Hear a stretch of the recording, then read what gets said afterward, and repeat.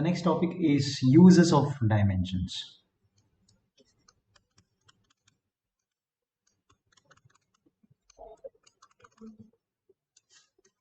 So we have three major applications.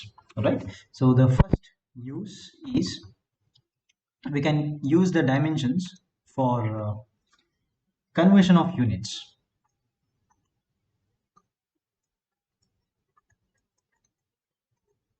Conversions of units. All right. So this means the product of a numerical value and its corresponding unit is a constant. We use this particular property, right, so that you can make the conversions, right? The basic idea behind conversion of units is that we use the concept that the product of numerical value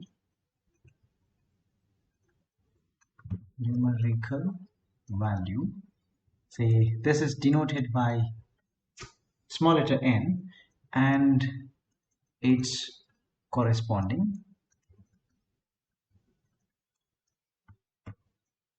unit. Okay, so the unit is u, denoted by this, is a constant. So this means we can denote in the following notation: n times u is always a constant, right? So this implies if you have two different units, right, say this is when in one of the standard unit, right, let's say the numerical value is n1 times u1 is equal to a different numerical value into a different unit u2. All right, so this means let us say let's try to denote this in a different fashion, right? Say there is a physical quantity, right? We know that we can represent any given physical quantity using the fundamental units, right? Mass, length and time.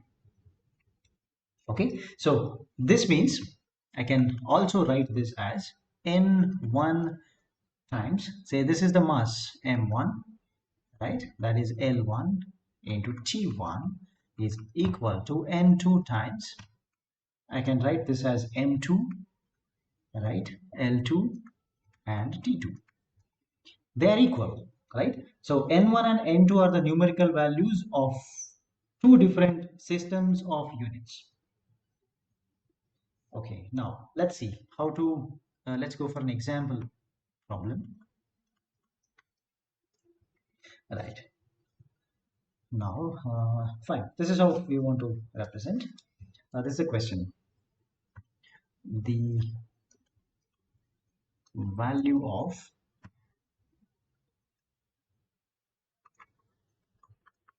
gravitational constant, that is denoted by capital G, is equal to 6.67 into 10 to the power minus 11.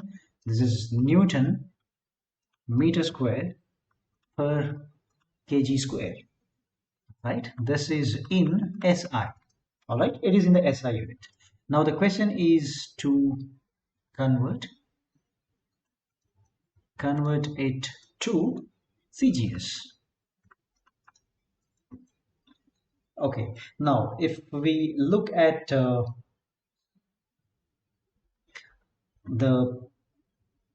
dimensional formula, let's first start with the dimension. Okay, dimensional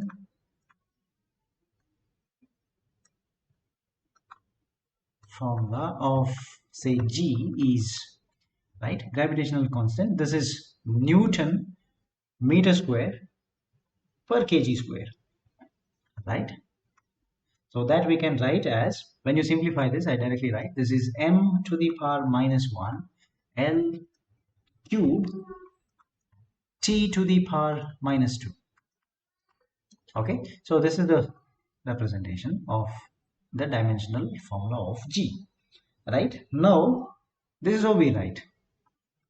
This means I want to convert this into a different what you call CGS system, different right unit, different system of units. So let's say as per our equation, you see that n1 times m1 l1 t1 is n2 times m2 l2 t2.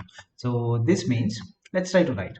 So n1 times, see this is m1, I have to raise it to the power. So previously in the equation we have not shown the powers, but it has to be shown because in n1, which is the SI unit, m1 is to the power minus 1, the l1 power 3, l1 cube, and t1 to the minus 2.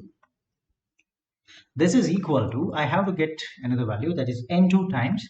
Now you see it's a different m, right? Because in CGS you use a different unit for mass.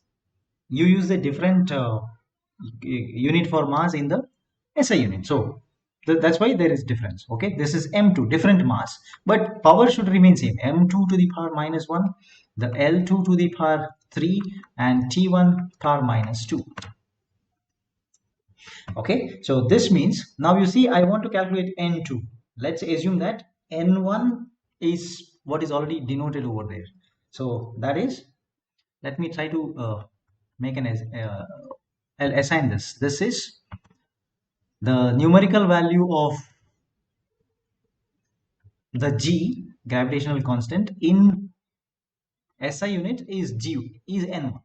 Okay, so this implies, let me write N2. N2 is the value which I want to calculate now. N2 is, right, I'll write this is N1 times M1 power minus 1, L1 power 3, T1 to the power minus 2 whole divided by, it's like a product, you take the terms along with whatever you have with n2 to the other side. Since it is a product, you make it a, this goes to the denominator. Okay, so this is m2 minus 1, l2 power 3, and t1, not 2 t1, t2 minus 2.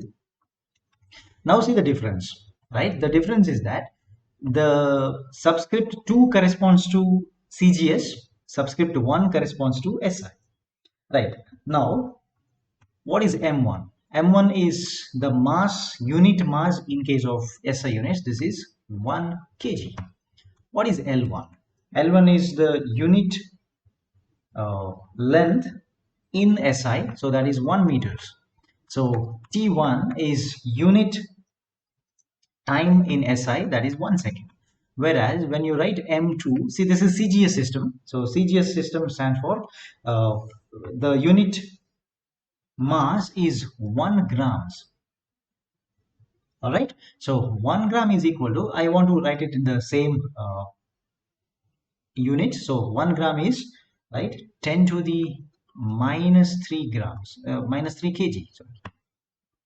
Right, then I need L2 length in is measured in CGS, length is measured in centimeters, so that is 10 to the minus 2 meters. Okay, and in time remains same, so T2 is also 1 second. Okay, now so this means substituting the above equation, therefore this implies n2, the numerical value is equal to n1, right? What's the n1? N1 is given already, that is 6.67 into 10 to the minus 11 into, so mass I'll try to write. Okay, so that is, mass is 1 kg, right? You don't have to write a kg over there. This is 1 divided by 10 to the minus 3, right? Both have power minus 1 because m to the power minus 1, m2 to the power minus 1. Okay, then write the lengths separately.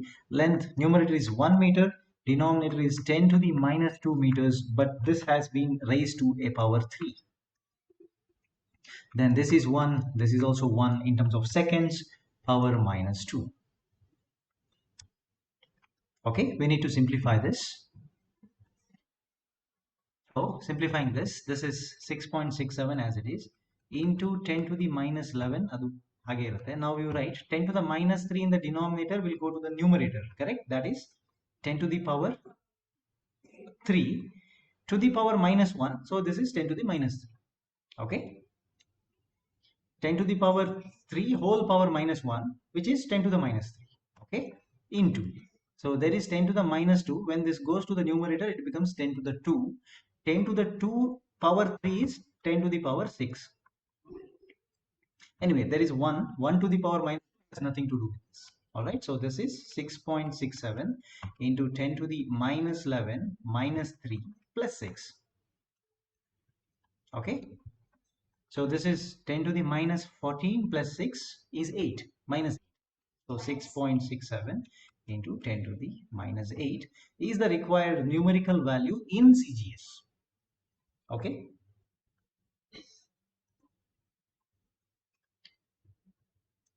So after the first application, now we'll move on to the second application. The application number 2 is we can use the dimensions to check the dimensional correctness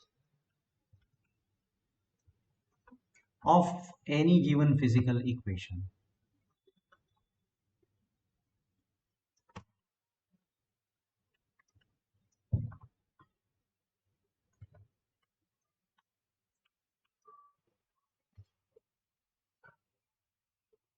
All right.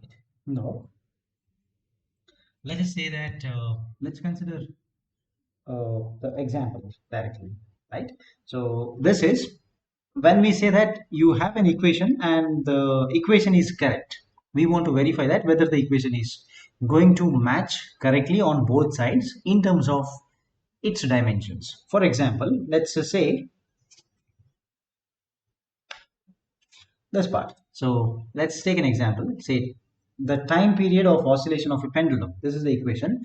This is 2 pi the root of L by G. All right. So this is the equation corresponding to L is the length of pendulum, right? The G stands for acceleration due to gravity, and this T corresponds to the time period of oscillation. Let's assume any equation we can. For the time being, let's consider this equation. Right. So T equal to 2 pi root of L by G. Now let's convert the same equation into the dimensionality equation. Dimensionality equation, right? So what is there on the left hand side? Left hand side is a T. This T gets converted into only T. All right. This is the left hand side. Right. Let's move to the right hand side of the equation. The right hand side has the dimensionality as there is a 2 pi root of L by G, right? So this corresponds to 2 pi is a constant. You don't have to write that. Square root of this is L, because length has L is a length, so only length will be used. So that's why we are writing G is acceleration due to gravity, which is meter per second square. So we have to write meter is length, second square is time to the power minus 2. Okay, so this means this is equal to the units of L and L will cancel, correct? So this is numerator has L to the power 1, denominator has L to the power 1, it will cancel, right? I can cancel the units, right? And only T to the minus 2 remains. That means it is root of T to the minus 2. When goes to the numerator, it becomes T square. Okay, square and square root will cancel. You are remaining with only T. This is the RHS part. Since LHS is equal to RHS, right, we can say that the dimensionality of the equations is proper. All right, that's why this is the uh, application, just to check that uh, whether the given equation holds good in terms of the dimensionality. All right, let's move further. Then the third application of dimension is to establish a relationship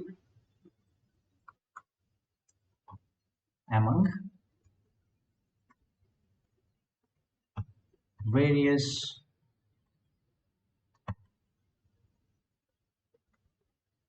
physical quantities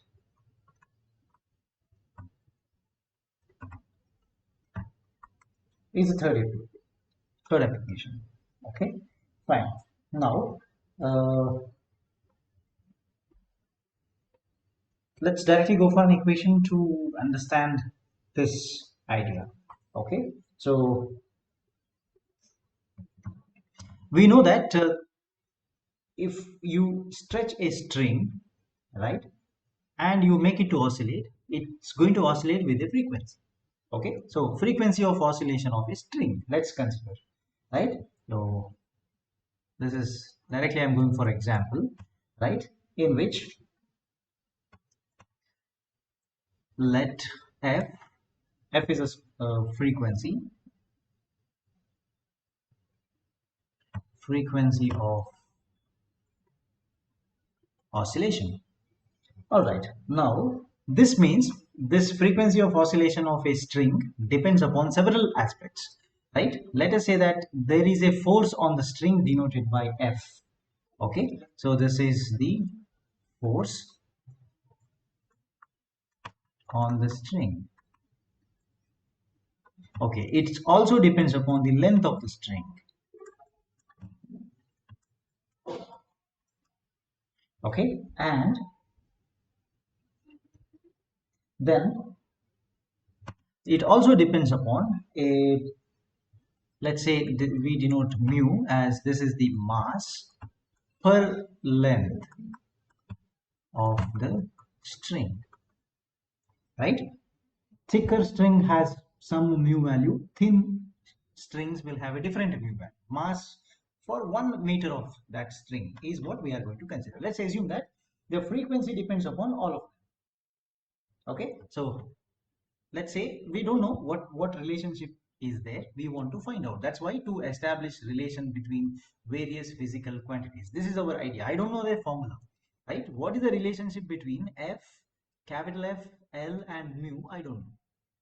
Now I want to establish a relationship between them. Okay, this is our idea. Now how to do that, we'll see.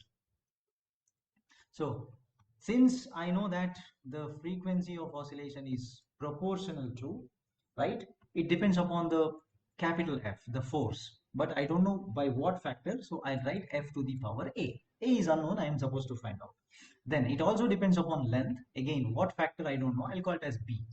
And it also depends upon the mass per unit length, this is power C. Right, you can now make it equal by bringing a constant over there. So k times f to the power a, l to the power b and mu to the power c, right? So this implies you can convert this into the dimensions now. So dimensions of f should match to the dimension. K is a constant, so anyway it's not going to have a constant, it is, right, dimensions of f to the power a, dimensions of length to the power b, dimensions of mu to the power c. Right, now what's the dimensions of frequency? If you remember from the basics, we know that this is m to the 0, l to the 0, time to the power minus 1. It's per second, right? Frequency is per second, so it is t to the power minus 1. All right, so this is equal to, now let's write what is the dimensionality formula for force. It is Newton, right? It's in Newton, force in Newton. So this is mass n, this is L, t to the power minus 2, right? To the power a, whole raised to the power a. Second is length, so this is L power b. And the last part is mu, right? It is mass per length. So this is m, t to the 0, and I think, oh, sorry, I'll write L, then then we'll write the t. So m L to the minus 1, and there is no t here, so t to the 0. Even you neglect t, that's also going to work. Okay, even if you don't write t, it's fine. M L inverse mass per length power c. So now you see both sides should match. So this means let's try to write this in a different format just before we simplify. So left hand side is still same. This is m to the 0, l to the 0, t to the minus 1 should be equal to. Now you club. How many l, m we have? So first term has m power a and the last term has m to the c. So you can club a plus c. Powers are getting added up, right? Then we'll write L. So first term has A, second term has B, last term has L to the minus 1 into C. So this is minus C. Okay, and the time T to the minus 2A, and the second and third terms do not have that. So this is the equation. Now both sides should match because it's a balanced equation. Both sides, if you want to match the dimensionality, both sides should match. So this implies from comparing, I come to know that what is the a plus c value. What is a plus c? It's a 0. Okay, so let me highlight with the colors for our reference. So a plus c should match to 0. Okay, a plus b minus c should match to 0 because the power of L should match, then power of T should match on both sides. Let's compare. So A plus C is equal to 0. Then A plus B minus C is equal to 0. Also, that means minus 2A is equal to minus 1. Alright. So from the last equation, I can write this minus minus will cancel. So A is equal to half. So when a is equal to half, a plus c should be 0, correct? So this implies a plus c is equal to 0.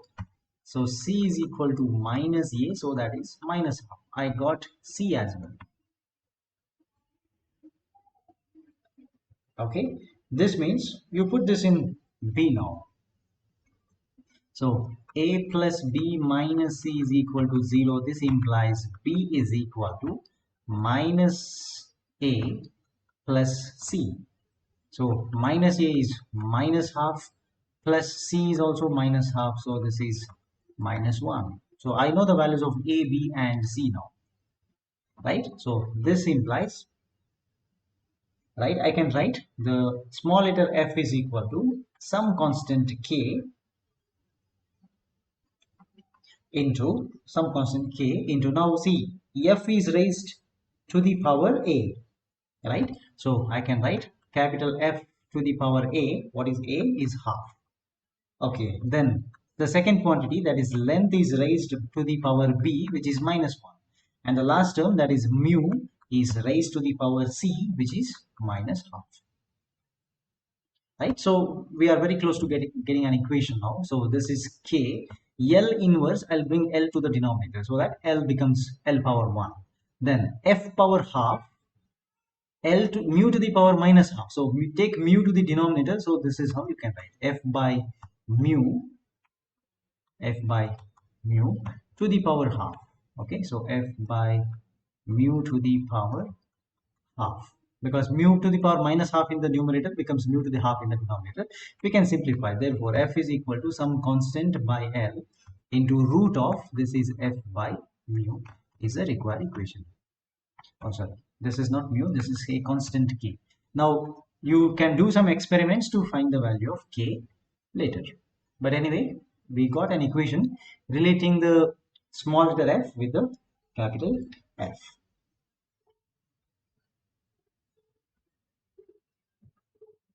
Okay, so these are the basic applications of the dimensions.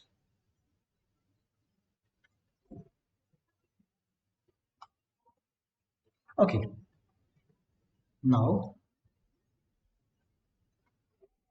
let's move to some standard problems.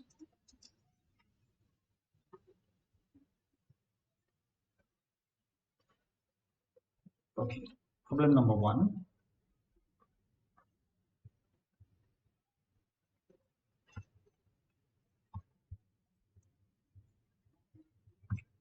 Now we want to find the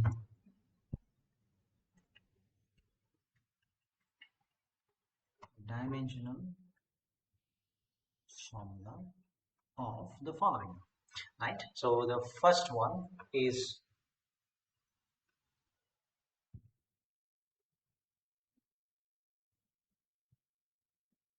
right, the coefficient of what is called as viscosity. So viscosity is a property of a fluid, right? Because of which it becomes viscous. How much viscous it is, you can find out using a quantity called as coefficient of viscosity. All right. So let's write the equation first, just to denote. Coefficient of viscosity is eta. Eta is equal to minus force per area into change in length by change in velocity, that is delta V. This is the equation. Now if you want to write the dimensional formula for this, then this has to be the anyway, sign will get cancelled. I don't have to write a sign. There is a minus sign, you can neglect. This is dimensionality of force. Delta L means it is length, dimensionality of a length. Oh, okay, I'll write a small L here, because as per the formula we are writing the dimensionality of each term: dimensionality of area, dimensionality of velocity. So let's substitute. So force is m to the 1, l to the 1, and t to the minus 2. We already have a list, right, where we can refer all of them, right? I think we have the everything, right? Force, velocity, etc. Everything we have the dimensionality equations ready with us, right? Using which we can write everything needed here. So second term is L, so simply write it is length divided by, so area is length square, L square, and velocity is meter per second square, so length and time to the power, uh, not minus 2, sorry, minus 1. Okay, so numerator has L, 1 L will cancel with the L square L. So there is a M which remains as it is. So this is M. L cancels with L by L square is L to the minus 1. And T to the minus 2 and T to the minus 1 becomes T to the minus 1. Okay, so this is the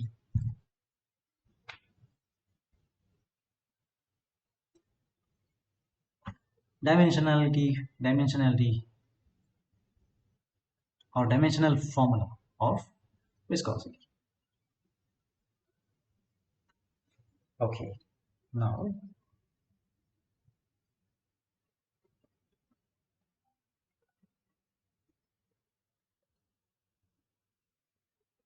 okay, now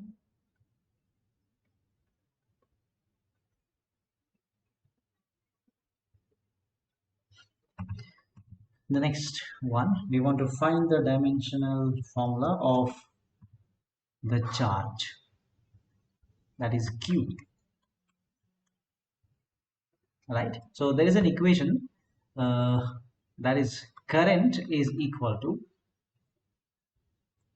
charge per time. So this implies if you want to write the Q is equal to current into time is the equation, right? So if you want to write a dimensionality of I for Q, it should be dimensionality of I into dimensionality of T. Now you see, current cannot be measured in terms of mass, length, and time. So because of which we bring the new physical quantity to represent current, that is ampere. So this is A only. And the time is, I know it is T, right? So this becomes now equal to AT, right? So there is no M, no L.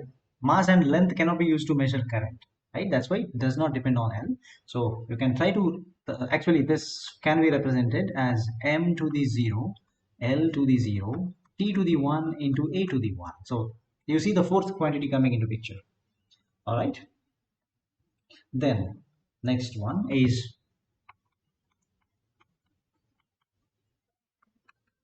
potential. Potential is basically denoted as V.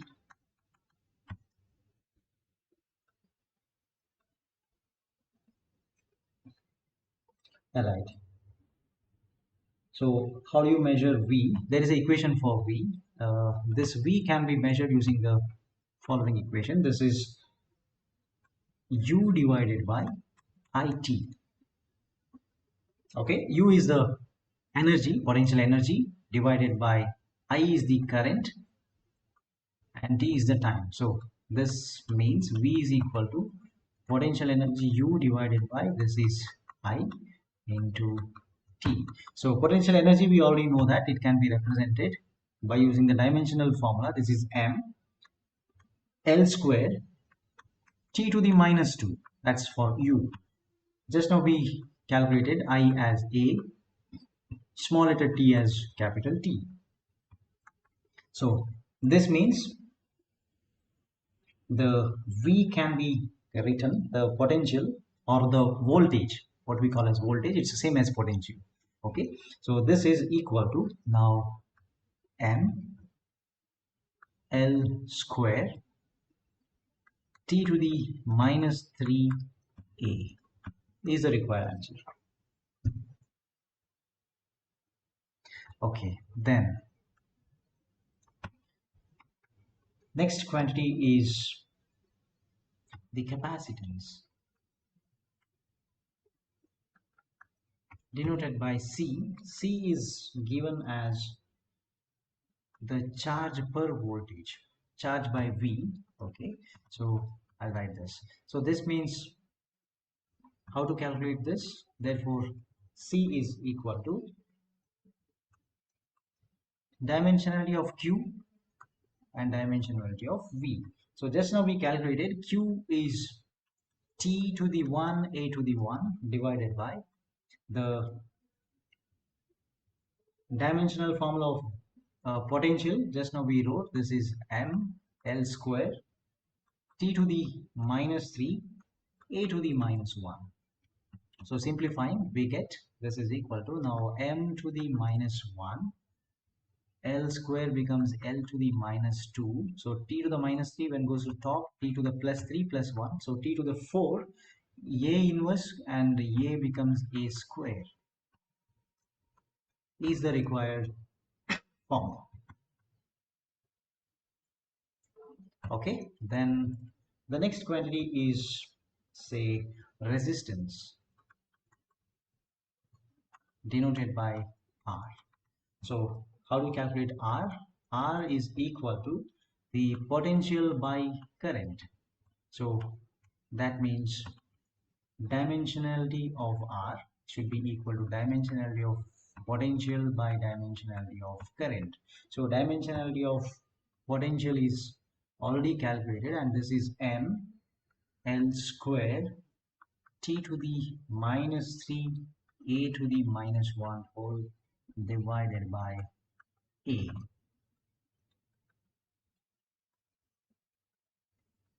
Okay, so this means it is M L square T to the minus 3, and this is A to the power minus 2 is the required answer.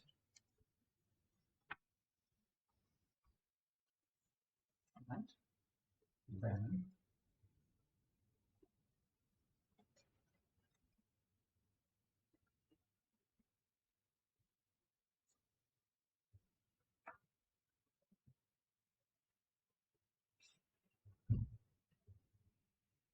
okay, now let's look at a different type of question. If velocity, time and force are chosen as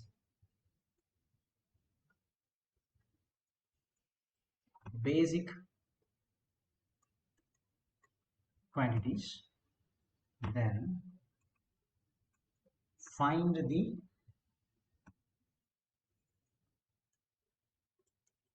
dimensions